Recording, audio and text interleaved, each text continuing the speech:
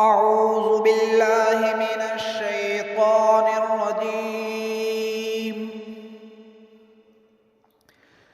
بسم الله الرحمن الرحيم.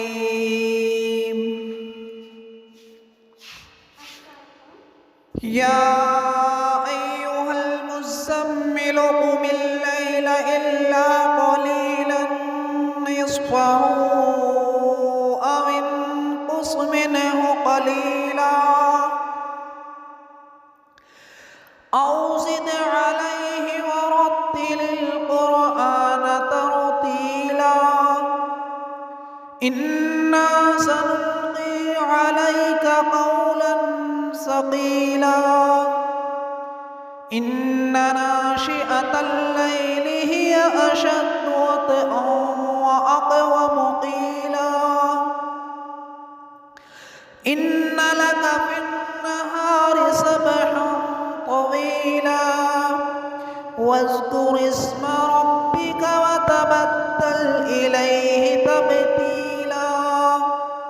رب المشرق والمغرب لا إله إلا هو فاتخذه وكيلا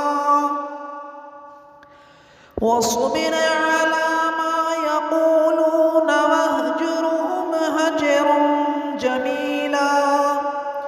وذرني والمكذبين أولي النعمة ومهلهم قليلا إن لدينا أنكالا وجحيما وطعاما ذا غصة وعذابا أليما يوم ترجف الأرض والجبال وكانت الجبال كثيبا مهيلا إنا أرسلنا إليكم رسولا شاهدا عليكم كما أرسلنا إلى فرعون رسولا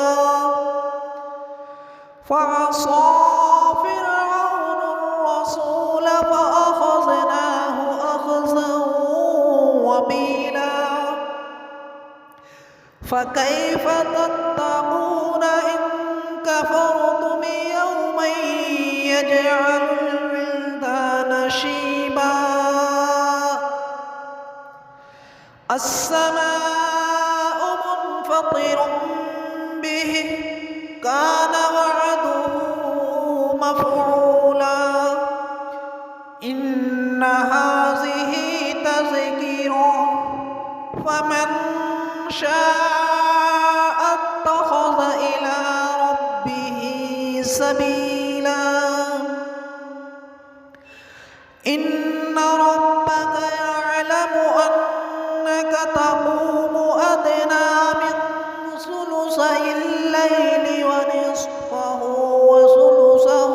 وطائفة من الذين معك والله يقدر الليل والنهار علم أن لن تحصوه فتاب عليكم فاقرؤوا ما تيسر من القرآن علم أن سيكون منكم مرضى وآخرون يضربون في الأرض يبتغون من فضل الله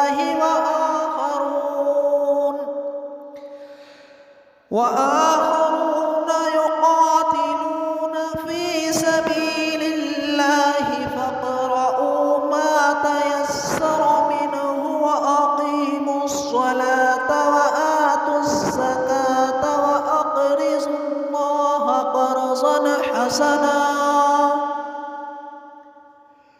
وما تقدموا لأنفسكم من خير تجدوه عند الله هو خيرا وأعظم أجرا واستغفروا الله إن الله غفور رحيم. صدق الله